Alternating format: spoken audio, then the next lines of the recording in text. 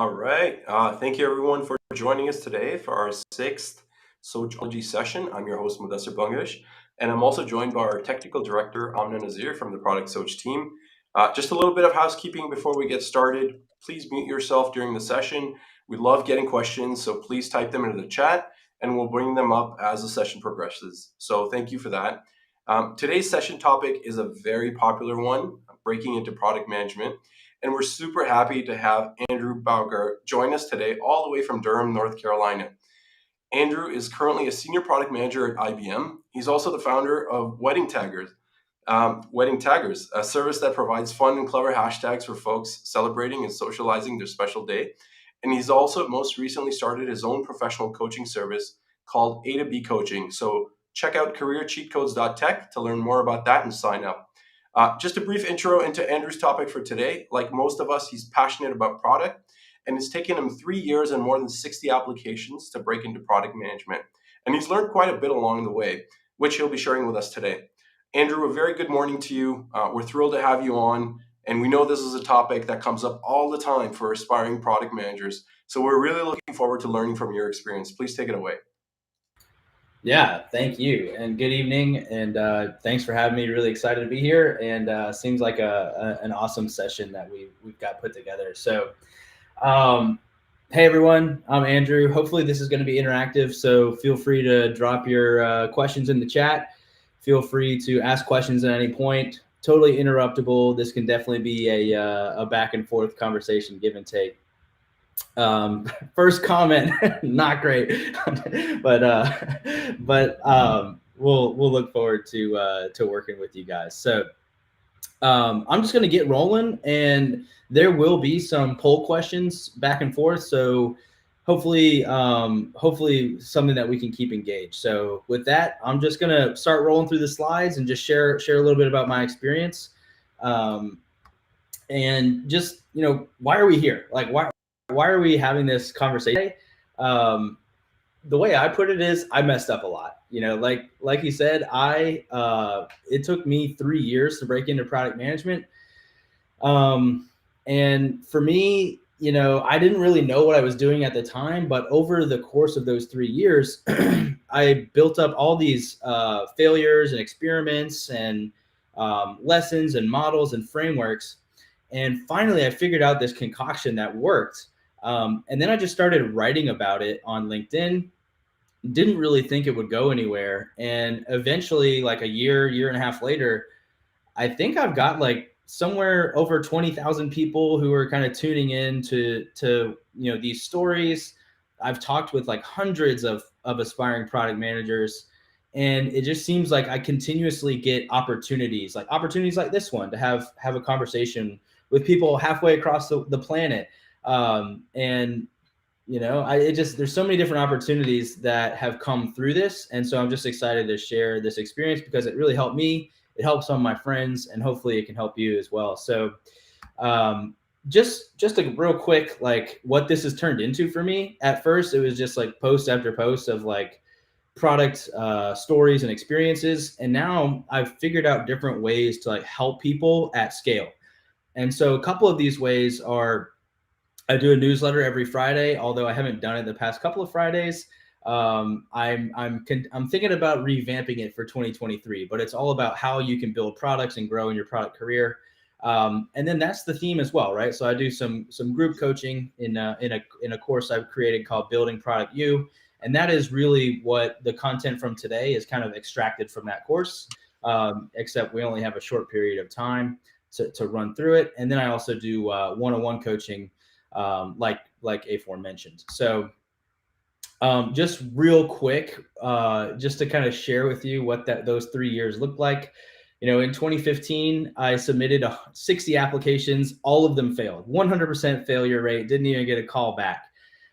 So then I was like, well, now I need to kind of change my strategy to get into product management. So I try to do this land and expand model where maybe I can break into tech, but in a product adjacent role, like customer success. And honestly, I love that method still today. Like I don't regret that. I think it's really great to get this breadth of experience when you want to get into products, because I rely on a lot of what I did as a customer success manager, as a PM today. And then I got this opportunity to go back to school to get an MBA. There was this program. I had a friend who was in the program. He was like, hey, they do this product launch accelerator thing, and you're always building stuff on the side. This could be a really cool thing for you to do. I said, sure. Ended up getting some scholarship money, and I decided it was just too good to pass up. Went back to school. And I still kept applying to product jobs. And again, 95% failure rate. Finally, I got one company to say yes, and that was an internship with IBM. And it was a great fit. Still there today, and started working PM full time after that. And then I started creating content as before, right? So out of this story, I just want to run through some quick FAQs. Right? Do you need an MBA? The answer is absolutely not, right? I went back to school full time. You definitely do not need to do that. Do you need to learn to code? No, I don't know a lick of code. You definitely don't need to do that. And should you plan for 3 years to get into product management? No, you definitely don't. You definitely don't want it to take 3 years. Hopefully with what I'm about to share with you, you can kind of internalize these tips and get something done in 3 months, 3 to 6 months, right? That's the time frame that you want to be targeting to get into product. And don't be like me. Don't be so super stubborn to the point where you take this long to do it. Do the land and expand model. Do some things to differentiate yourself in the product product manager market, so that you can be differentiated when talent acquisition people come after you, or when economy things start to improve, those kind of things. All right. So I always say breaking into product management is kind of like being dropped off in a remote island. So if you look at the bottom of the screen there, let's say you crash land at the back of this island here. This is a giant mountain in front of you. And behind that mountain, there's a little road that leads to another mountain, and a little road that leads to land. And on that land, there's tons of mountains, right? And you know that the product management job is behind one of these mountains, but you're not sure which one. So you have to hike through all the noise to find that product management job. You might start over here on the far right behind these mountains, and it'll take you days, weeks, whatever, to get over to where the actual product management job was over here behind this one in the distance. That to me is what it felt like 3 years ago. And I know this is what it feels like from just all the conversations that I've had.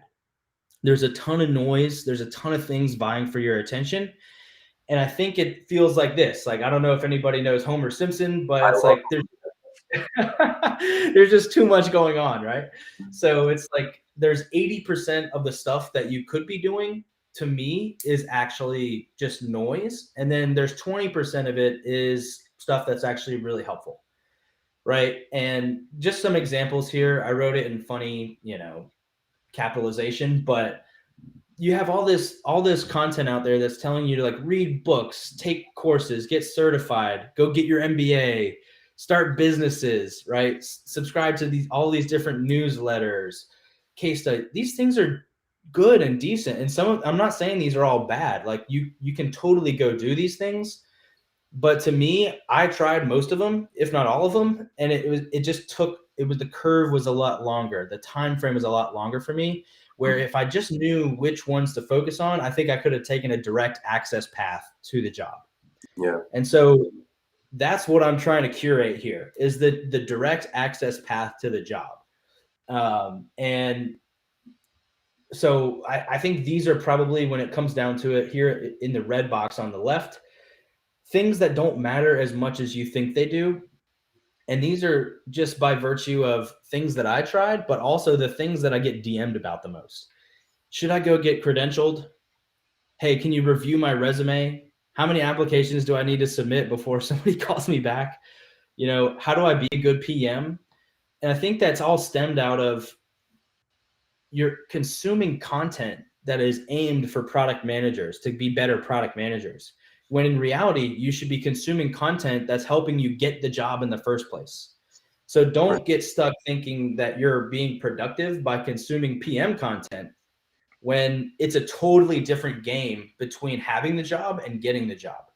So you got to focus your content strategy and your consumption strategy on only things that have to deal with the realm of getting the PM job, interviews, pitching yourself, that kind of stuff, right? And I think we over we place an overemphasis on just how impactful credentials and resume are, when in reality, all the things that are really helpful are having advocates on the inside. So building relationships with people at the companies you want to work at, building the right skill set so that you are somebody who is appealing for a hiring manager to hire. The ability to tell stories and translate your experience. And the way I put this is providing value before you get the job to prove that you would be valuable once you have the job, right?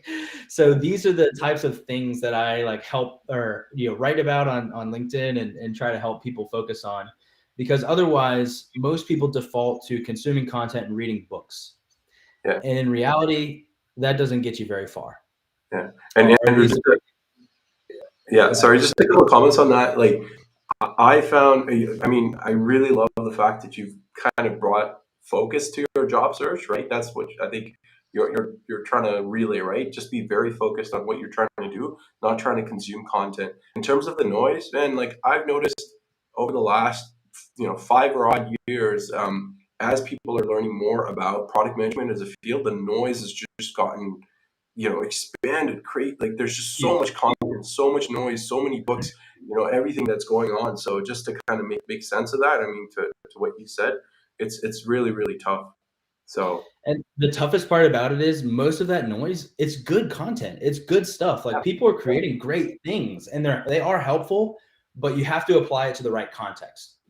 And right now your context is trying to get the job. So you have to eliminate the stuff that's preventing you from doing that. My thing is focus on the skills to get you the job. And then once you have the job, build the skills in the job, build the PM skills you really need for that job specifically when you have it, right? There is a trade-off there. You do have to have some before you can, before you can actually get the job, right? So that's why I love to talk about building your own products, right? It's a good segue, right? So building your own products is just an absolute great playground for you to be able to build up the skills you need to prove to somebody that you could be a PM, provide value, commercialize products, strategize around a central product strategy of the company, and build around that, right? So I've kind of condensed the 20% of things that I think give you the direct access path to the job into 3 categories: build your own products, build relationships, and get really good at interviewing. Okay, so these are all about, if you can build your own products, it gives you a chance to build skills and it pulls people towards you, right? Especially if you post about it or publicize it in any way. Not saying you have to post to LinkedIn or Twitter or whatever, but if you have some sort of online repository, you have the ability to pull people into you and like that are like-minded and see your stuff. And then you have the push strategy, which is building relationships. You're going out and trying to push your skills onto a company or to somebody else to believe in you. And then once you have them on the line and you've hooked them in, the way you close the deal is by being good at interviewing. Being good at interviewing is its own skill and its own right, apart from the job, right? Especially all the games that are played in the PM space. And I'm sure if you've been interviewing for PM jobs at any degree, you know that it feels like there's lots of different games going on behind the scenes. Yeah, Andrew, it's really interesting. Yeah, you talk about building your own. I guess you'll dive deeper into that, right? But just one thought that popped into my mind is designers build their portfolios, and that's like a given, right? Developers have their own portfolios as well, right? Like they've got projects and GitHub and FormStack and all that stuff, right? You rarely hear product managers being encouraged to build products, and I think that's pretty great. That you brought that point up. Like I never thought of that. Yeah, I'll get into this, but there's trade-offs with that, right? Like one of the biggest aspects of the PM job is working with other people and building through a team. And I'm over here saying build your own product, right? Yeah, So that's right. There are ways to incorporate other people and facilitate the building and shipping of an item or of a product to the market through other people, right? Even if you are the main driver. So that's what I'm saying is maybe there is a chance for you to go at it alone. But, one of the things I always come back to is at least if you have some industry experience, you probably have some stories about how you've worked in a team, either from university or from your previous job. It seems like most people who want to become product managers are already wired that way, right? What they lack are the actual commercialization, strategy, road mapping, product specific skills that you can go get on your own that are much more accessible now through like the use of no code tools and such. So I'm just going to talk about these three subjects today. I'm going to give you a tip on ideating a product and validating the product because for building your own, because that to me is where most people, they don't even get started because they don't have an idea and they don't know how to validate it. But once you do, then the market kind of dictates your decisions and it naturally grows and progresses from there. And then I'll give you a framework for cold DMs, a framework for follow-up that I love and have had great success with. And that's for in the building relationship realm. And then I got 2 suggestions on and tips on interviewing that I think most people skip over. Okay, so building your own products. Just curious, like I'll keep rolling here, but drop 1, 2, 3, or 4 in the chat. Have you ever built your own product?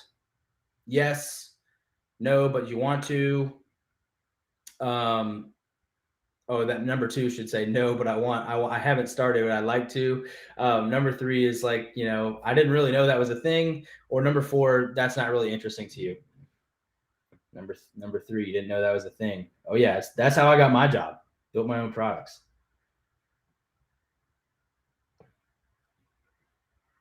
So I'm going to keep rolling. If people want to vote on it, go ahead and throw it in the chat. If not, that's cool too. So when it comes to building your own product, this is just like high level snapshot. I think the big idea here is you're not trying to build the next big thing. We're not building Facebook or Twitter here. As you heard at the beginning, I built a daggum wedding hashtag company. That's like small potatoes as it gets, right? So it doesn't have to be this big giant idea. It just has to be executed upon and you have to be able to talk about it, right? So you want to draw eyeballs, you want to have something that you can experiment with, potentially make some money with. But at the end of the day, you want it to be documentable, simple, and you can easily showcase it on the internet, right? And the way that you do that is by not aiming for something so far beyond what your current skill set is and what you're able to do, right? This is meant to be built in the margins of life, maybe an hour before work, an hour after work, hour on the weekends, whatever, right? You're fitting this in as you have your full-time job. This isn't supposed to be this thing that you quit your job to go do. And you'd be surprised how powerful it can be at such a small scale. This is just a process I like to use for, how to leverage building your own products. Is you have to think of the idea, you have to validate it, then you just strategize, build upon it, and as you build, you document, and then you use it in all of your cold DMing, right? So this is it. It's just a cycle. You use it, you build it, so. This is how I tend to think about it, and true to product management form a cycle for you. Now here's tip number 1. I think from my experience, most people have had a problem trying to ideate on a solution, and this is just my quick way to like ideate something, a product idea in a lab. So the idea you should work on is the intersection of these 3 things. What am I good at? What do I like doing? And what does the world value? Right? So I would recommend that you brainstorm things that you are good at, you brainstorm things that you're passionate about, and just find you have that list. The reason your idea is in the middle of these 3 things is because it's going to give you energy and it's going to give you longevity to work on the idea. If you work on something you don't care about, you're going to quit after a couple of weeks. That was my experience, and that's the experience of most people who chase the shiny object that they don't really care about, but they think they can make some money with. Now, the real trick here is, what does the world value? What are some problems that line up with my skills and my passions? And I just have 3 categories for you to explore. There's a lot to these, but just 3 potential categories.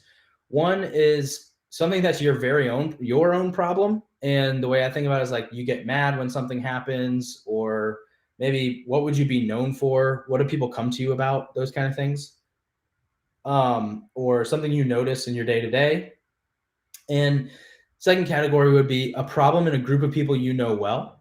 So this could be like your job, your community, forums you're a part of, clubs, groups you're a part of. If you're a student at a specific university, you probably know that student experience really well. The other day I posted about a guy who created a moving company for his apartment complex. And that's a problem that he noticed in a group of people he knows well, renters in that complex. And then a problem you might observe, right? So previous example also falls in this category. The guy looked out the window and saw 6 different company moving trucks moving people in on moving day, and thought, well, that's a lot. Maybe we could consolidate that to maybe 1 or 2 companies. But problems you observe, right? When friends ask you for favors, or maybe your podcast history, your content history, things that you've observed as you're consuming content. So that's tip number 1. Just a quick exercise for you to be able to, you can do this in 10 minutes.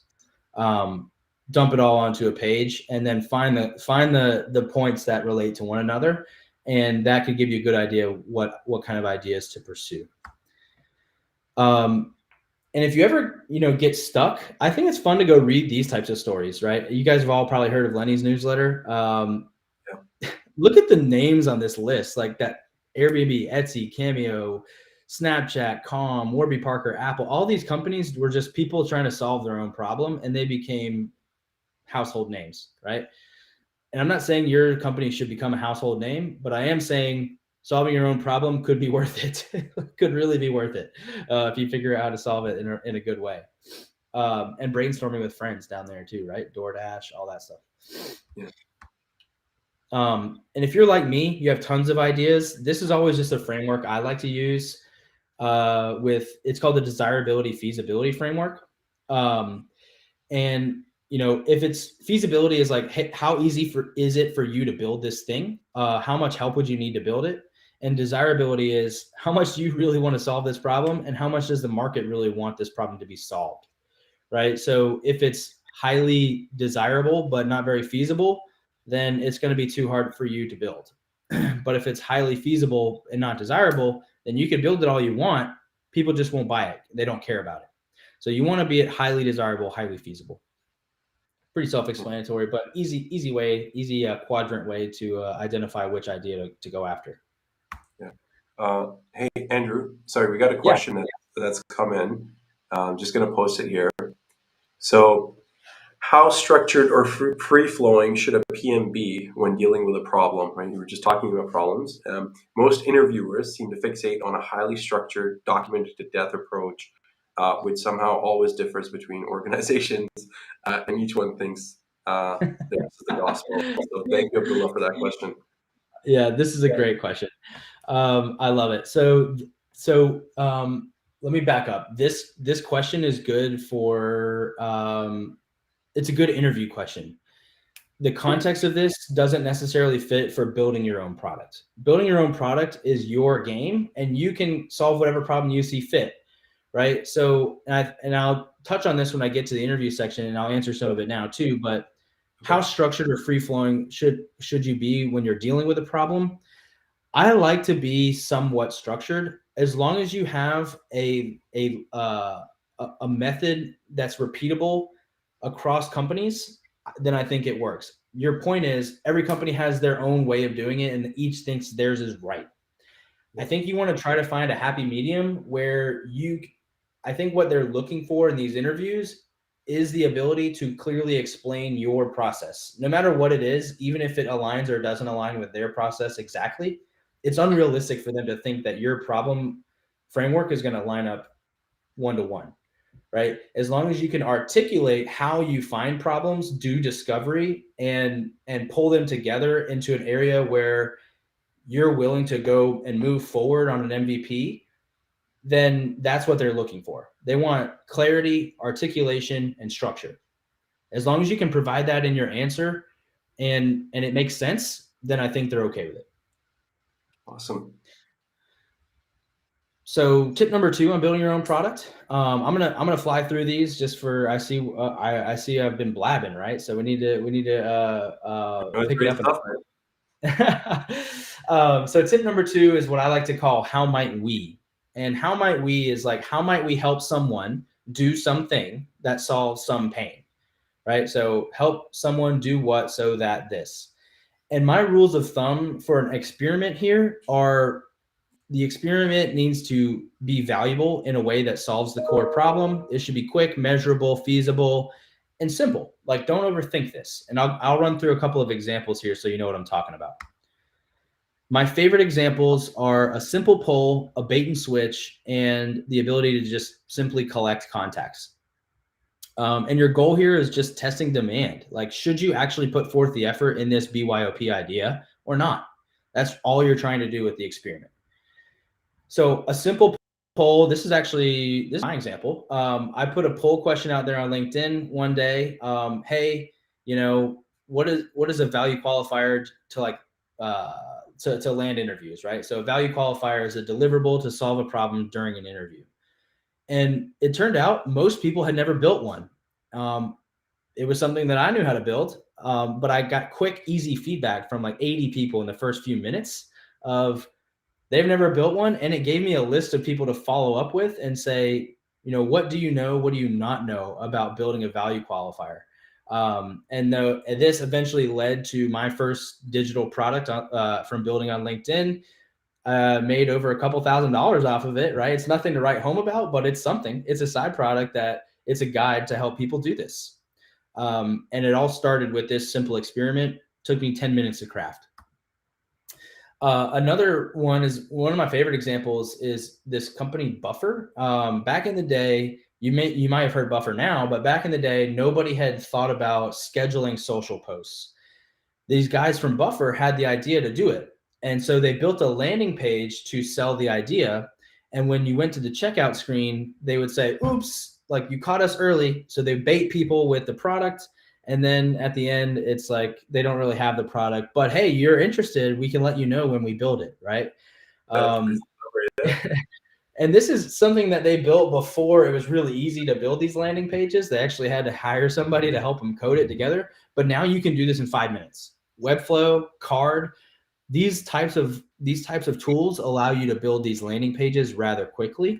And if we end up sharing this deck, which if it's fine if we do, there's a link here that you can go exactly to the story on how they did this. And then another guy we all probably know and love from LinkedIn, Diego. Diego, back when he was thinking about launching his interview course, all he did was a post straight to a email sign-up link and said, hey, if you're, I'll offer you a discount on this course when it's ready. And he was just collecting emails, right? And he judged whether or not he should build that course. He had put zero effort forth at this point. He judged whether or not he should build that course based on how many email replies or emails collected he got. And he would just measure views, clicks, signups, that kind of thing. So very, very quick, easy, simple experiments. And, if I were to run through an example, perhaps this is something I heard on a podcast the other day. If you were to help creators find suitable commercialization partners so that they can grow their respective revenues and audiences, this is how I might brainstorm a list of ideas for an experiment. I could build a matching app. I could build a scraper tool. I could build a database. I could build I could ask somebody to do headhunting or like create an agency of some sort. I could do build an audience analytics platform. Create a community of people who are looking to do these sorts of things, right? And as you think about the experiment, you'd want to evaluate it against the criteria of solving the core problem, it being measurable, feasible, quick, and simple. And so, if I were to extrapolate this out, this might be what it looks like. I might eliminate the ones in red because they're too hard. They're too complicated to build. They're not exactly feasible. And I might land on the premium database because it's easy for me to build. I can easily measure how many people are signing up and using the database. I can send it through an email newsletter to the creators who are interested in this. It'd just be a very quick, easy way for me to deliver the value that I want to deliver to the group of people who would benefit from that value and measure whether or not it's working. And then I have a base of customers to build on top of, right? So just a very quick example, right? And not perfect, but a quick example of the type of things I'm talking about. Okay, so I'm moving through this at a pretty decent clip. I know we're going quick. I want to leave enough time at the end for questions, and these last two sections should go pretty fast, but I always get too excited about the build your own product section. In terms of building relationships, I got two frameworks for you. But before we get there, I'm curious, what is your coffee chat conversion rate? Would you say you convert like 25%? Like every time you ask for a coffee chat, how often does it work? 25%, 25 to 50%, 50% more, or you're a recluse. You don't even bother. Drop a number in the chat. Number one. Wow. Yeah. So not great, right? But another question I like to ask is, what stops you from networking more?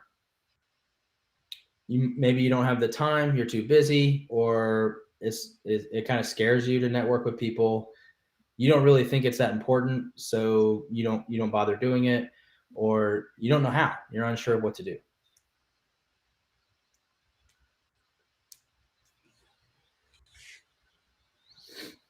Yeah, no time. Sarah, yeah, 25 to 50%. That's pretty good coffee conversion, right? Yeah. So I just want to see how relatable things are here for us, right? I found these exact two polls on LinkedIn one day. And these were the results. It seems pretty crazy to me. Like most people are in the 0 to 25% range. Over 50% of people who answer that. Oh no, over 50% of people who answer that. Or they don't even request the coffee chats because they're not even trying to approach that. So my goal is to, every time I send a request, is to have a 50%, right? So every two people, I want one. That's my goal. And I feel like this framework that I'm about to share with you has helped me reach that goal. And then what stops you? I'm curious on how people think about this one. Most people don't do it because of they're unsure of what to do. Yeah, no idea how to approach. That's good. So this should help us. I'll share some frameworks on how to approach it. Brijesh. Lack of venues to network. Yeah, that's good.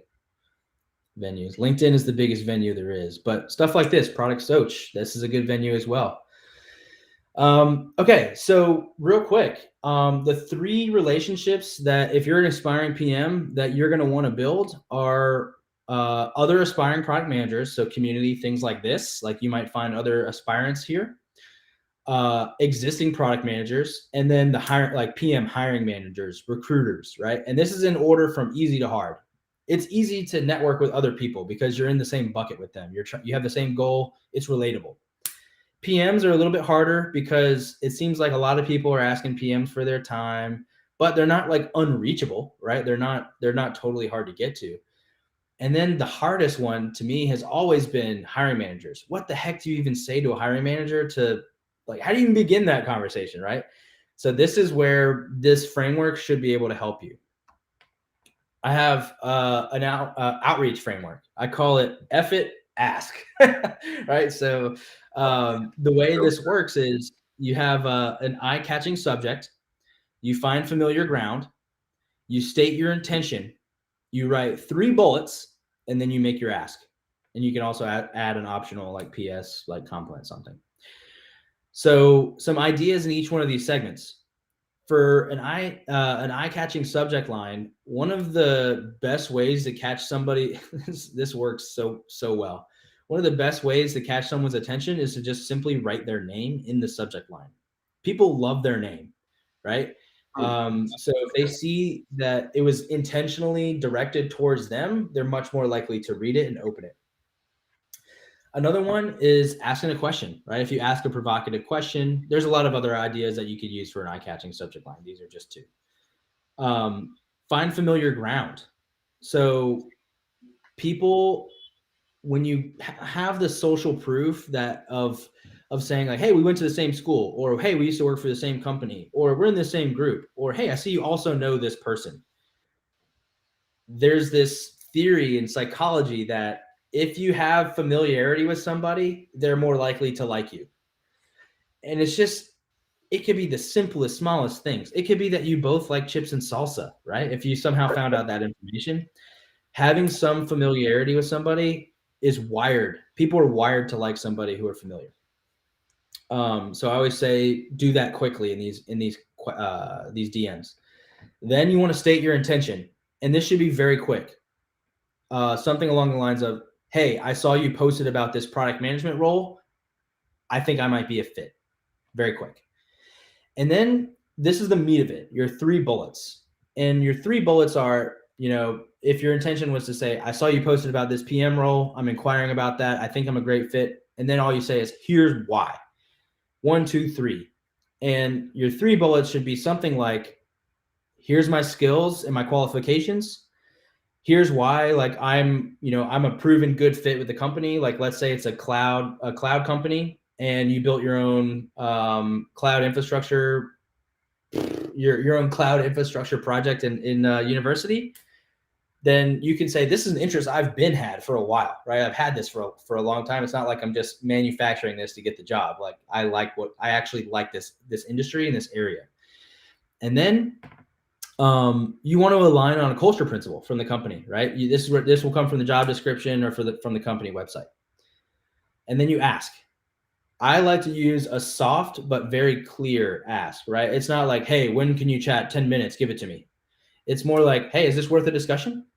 Your job is to fill this role. I think I might be a good fit. Is it worth a talk? Could we talk?" Right?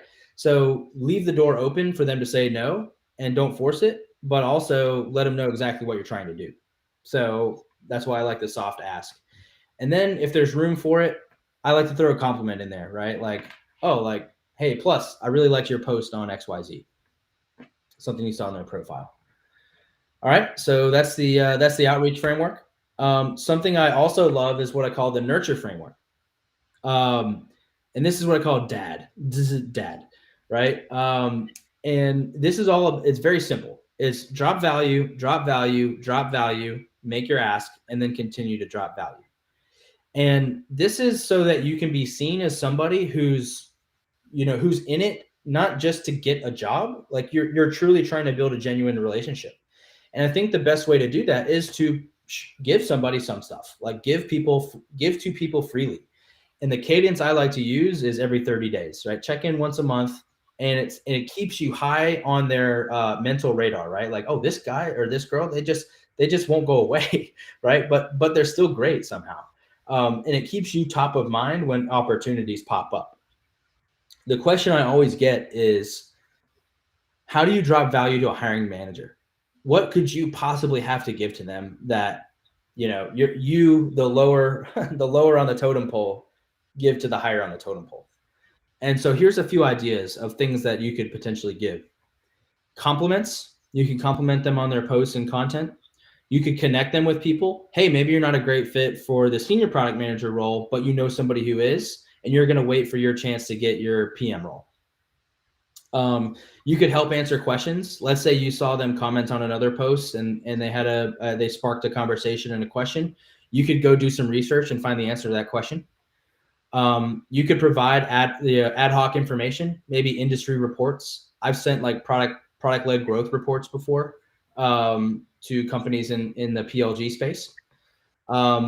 Personal stuff, like this works surprisingly well. If you see something in somebody's profile that says they like a certain type of music, you could drop a channel. I used to say that I like salsa in my chips and salsa in my headline, and somebody once sent me their favorite recipe, summer recipe. I thought that was a pretty nice touch. Like I liked it. And then you could also, in a funny way, provide value by critiquing or improving somebody's thought. It could come off as weird if you're like bullish about it, but you could say like, "Hey, I saw your post. I think you could benefit from having some feedback from the actual audience you're trying to reach. Maybe next time do XYZ, you might have better luck." Right? I think anybody who creates content is open to that kind of feedback. So we've talked about 2. We talked about the F it ask. We talked about the DAD framework, and these are just potential ideas for you to use in your messaging. And I've found in my experience that it opens up a lot of doors. So hopefully that answered one of the questions, like how do you approach it, right? I always find if you have a framework to follow, it's a little bit easier to approach rather than just trying to approach every single conversation from scratch, trying to think of something brand new every time. All right. I think we'll finish right on time here. So coming into the interview section, most of us have heard of star stories, I think, right? So I'm not going to bore you with what to do about star stories. I think everybody knows it's situation, task, action, result. I truly believe this is the best way to answer most interview questions is to structure it and frame it this way. It just works really well. And if you have extra time, I honestly would look at those 14 Amazon principles and go through and make star stories for each of those principles. But then take a look at this peak product manager chart on the right. Try to weave in, twist your stories with anything in this realm. Most hiring managers are evaluating against these criteria: your ability to execute, your ability to influence people, your strategic skills, and your customer discovery, problem discovery, those type of things, right? And this is where you can talk about your fluency with data, the ability to design a solution, leading teams, prioritizing work, delivering quality products, right? So all of these things are skills that you should be weaving into your star stories. And my tip here is actually the next slide. You should be enriching your star stories. So I call it star, right? I didn't know what else to call it, but I'll get to what the 2 R's on the end stand for. But this is the way I actually enrich every star story that I come up with is at the beginning, when you're stating your situation, you should frame your story. I will tell you about a time when. That just tips them off to know exactly what you're about to talk about. Also, when you're framing your story, you need to definitely include what was on the line. What were you standing to gain or lose if you don't do something about it? And then when you get to the task, I think one of the best ways to show higher order thinking is to name 3 options. This was the situation. My task was to solve this problem. I thought of 3 different things that we could potentially do. And we ended up doing A and not B and C because we eliminated B, C because of this, right? It just shows that you at least evaluated more than one option. Then when you talk about the action, you definitely need to talk about numbers, KPIs for how you knew you would be successful if you were able to pull this off. Once you get to results, that first R is about the initial result that you got. And this is where you enhance the star story is the RR star, right? It's the result of results. It shows that you are a true product manager and that you don't just stop after the first thing. You continue to iterate and improve, and you take some action upon the result of the results that you saw. And then you tie it all back up, use more numbers in accordance with the KPIs you previously stated. And then a rule throughout all of your star stories ought to be this, is to focus on your specific contribution, not somebody else's, not the team's, right? They want to hear, this is the time where it's okay for you to say, I did this, right? Not we did this, because you want to isolate what you were able to accomplish. All right. And then this pretty much the last slide right after this. May have a couple minutes for questions, but I won't go into super detail on this, but I always love, I've posted on it in the past, and I'd love for you to visit the post and the example link once we share the deck.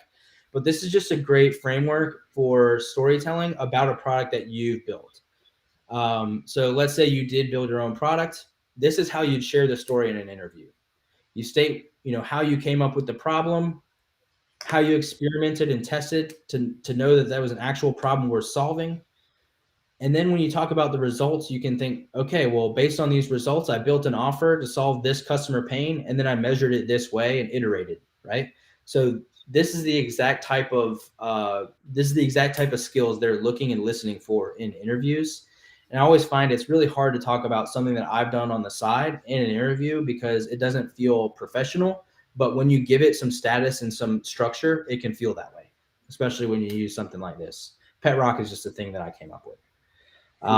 Yeah, so that's pretty much it. That's all I got. And I know I sped through all of it, but I wanted to pack it full of meat for people to get some value out of this. Yeah, that was amazing. Thank you so much, Andrew. Just a couple of observations that I had. I mean, the land and shift approach, right? I've found that's worked for a lot of people, and that's kind of what I recommend as well. What people, excuse me, some of the conversations that I've had with aspiring PMs, they just want to get into being a product manager from the get go. But from what I've at least seen, that is not the traditional route. Because you have no experience, right? And you really don't, you haven't interacted with a product if you don't have any sort of that experience. So I will always encourage people, hey, get into QA first, or get into customer support, like you said, right? So you can become intimate with the product, learn, interact with the product team. And then as an opening, and openings always do come up. You just have to be patient. And then get into product management. So I found that is a good route. All right. We've got a question in here. I'll post it. Yeah. What position should a PM target? Junior, associate? Okay, great question. This unfortunately depends, right? So what I have talked about in the past is there's this weird dead pocket of talent that exists in the product world, where if you're just coming out of school, university, or some sort of training, you're eligible for these junior product management, associate product manager roles, right? Maybe just graduated or 1 to 2 years graduated. If you have industry experience greater than 2-3 years, then you're kind of not eligible for those roles, because on most job descriptions, that's what they're looking for. And they eliminate you if you're beyond that level of experience. And then, so you have to move up a tier to the product management role. Except the problem with product management roles is they want you to have 2 years of product experience to be a product manager, at least, right? In most cases. So it seems like you're kind of barred out. And if you're in that situation, Brijesh, it's going to be tough. I'm not going to lie. You're either going to have to find a hiring manager that's willing to hear you out on the applicable, transferable experience you have to become a PM if you have 3 years of industry experience, or you're going to have to see if they'll bend their what their shopping list, so to speak, of what they're looking for in a junior or associate PM. Both are possible. It's just that you're going to have to find a hiring manager that's willing to work with you on it. That's difficult to do. I'm not going to undermine that. That's hard. Yeah. There's also some companies that offer, what do you call it? There's programs, management training programs, right? So if you're fresh out of school, you can apply there. They'll give you an interview depending on kind of what your background in school has been, your extracurriculars, your academics. I mean, that's kind of what they have to judge you on. Based on that, they'll give you an opportunity, and usually that's on a rotational basis. I've seen some people go through that as well. So, for example, we've got Daraz here. It's a part of Alibaba, so I think Amazon for Pakistan, and they have a management training program. I've seen a couple of fresh grads go into that as well. So, in addition to the two that you mentioned, so yeah, that's a really great point too. And honestly, one last thing to mention is it might take you a year to find that hiring manager, that perfect hiring manager, where if you would have just kind of relaxed your standards and gone into maybe a product support role or a customer success role or some other product adjacent role, you could go do that, build up experience in that product adjacent role, and then convince your company to let you shadow product managers on the job, become a sponge, and then eventually transfer into the PM role at a company. That by far, if you have an industry experience, is the best way to do it. How do I know when to pivot or abandon an idea? Saw that question just come through. Burhan, thank you. That's a good question. It depends on, I think it depends on feedback, right? So I think some of the heart behind this question is if you don't have much of an audience, then how do you know whether or not people like the thing that you're presenting out there, right? And I would just say, like, you have to, some of it is gut, some of it is science. when I was last year, I did like 5 micro products in 5 weeks. So I dropped 1 micro product per week in 5 weeks in a row. And at the point, I had maybe 200, 300 people engaged with this types of things that I was talking about. Most products had like 1, 2 downloads. One product had like 20, right? So just go with that type of data that says, okay, I got 20 downloads. In the grand scheme of things, 20 downloads is not a lot. But given the audience that I had and the podium that I had to be able to project ideas into the world, 20 was quite a bit, right? And that was the idea that I should have gone forward with and moved forward with and pivoted off of the other one, so to speak, right? So the best thing to do is to get get an experiment in place that gives you enough data to make the decision, and you have to kind of decide what that is, right? So you need the best way to get participants in that experiment is to go figure out where those people hang out online. What chat groups are they in? What Slack groups? What Reddit channels? What whose comments are they in on LinkedIn? Whose comments are they in on Twitter? Go get in those places, and I promise you, if you have an idea that is interesting to that community, they will engage because it's supposedly going to bring them value. And if you go and engage in those communities and those groups online and nobody's participating in your survey, it's either A, they're not seeing it enough, or B, it's not valuable enough for them to give it their 1 or 2 minutes to interact with your experiment. I have Hey, one question, Andrew. Yeah, go ahead. Yeah. Sorry, Madhusee. Yeah. So, like, we have talked. I know that the session is about breaking into product management, right? But how should like all the people who are into product management now and they want to look for senior product manager, head of product manager position, like how should they like what they should be doing to get into those positions? I know we will have like a lot of people in our session who might have already been in the product management, but they want to grow and they want to look for like senior positions. Yeah. Yeah, I mean, the best way to have senior position or grow into a senior position is to focus and double down on growth in your current position. There's a lot of factors to that, but obviously you have 2 major options. 1, get promoted at your current company. 2, leave and take a job at another company at a higher level. So most people underestimate what it takes to get promoted at their current company, but they also underestimate how willing somebody is to bite on the next higher level up at another company, right? So what you want to do, I think, is to increase your market value to another company. The best way to do it is to get promoted at your is to do well, perform well at your current company. I think there's most people who feel stuck in that role where they can't quite get to senior product manager, it's just because they haven't defined a set of criteria that will get them to their next role with their manager. Literally all you have to do is have a very clear conversation with your manager about, if I do X, Y, Z and deliver on these things and these results occur, I would like to be promoted. You just have to be very clear about, and then agree on what those terms are, and then go do it.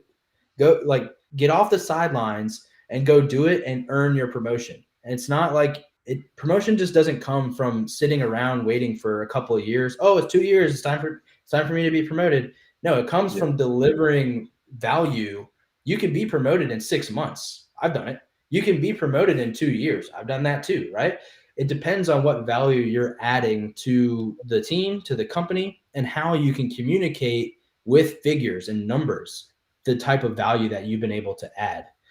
So a couple of practical things. I like to keep a list of achievements with numbers of things that I've been able to do.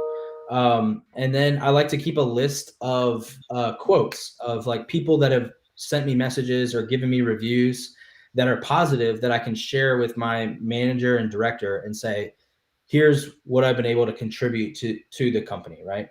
But yeah, that's as simple as I can put it. Yeah, I think those list of achievements with numbers, that's like a really powerful resume builder as well, right? I think often people neglect that.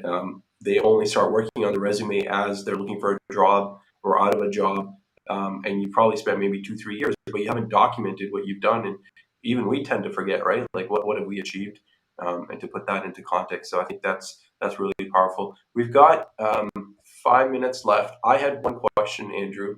So Yeah. what we often hear is, and you talked a lot about kind of throwing your ideas out there and seeing what stick. What I've heard often is people are afraid of throwing their idea out there because they think, what if somebody steals it? I've got the best idea in the world, and I want to go out and get it, because what if I post on LinkedIn and somebody just goes and pinches it? What am I going to do, right? So how do you get over that fear? Is it a real fear to begin with? Okay, let me answer this very directly. No, it is not a real fear, or maybe it feels real, it's perceived as real, but I promise you it's not as real as it may seem. So like 3 big points here. Number 1, ideas are a dime a dozen. Literally, it comes down to execution. If you can execute on the idea, you will beat the other person. And just because your idea is a good one, right? It doesn't necessarily mean that somebody else could take it and do with it what you were going to be able to do, because there are so many millions of variables from your life that you are going to bring into that experience and what you are going to build that the other person didn't have, right? Or they had a completely different set of experiences, and the idea might start off similar looking but end up in totally different worlds, right? So that's point number 1. So it comes down to execution. Ideas is very likely that somebody in the world already has the idea that you thought of anyways, right? So very few ideas are like 100% novel. The other point here is competition in this realm is actually really good. I would rather go into building an idea that has some good competition than no competition. And the reason that is because if people are paying somebody for a service or a product already in the realm in which is something you want to build, that is validation.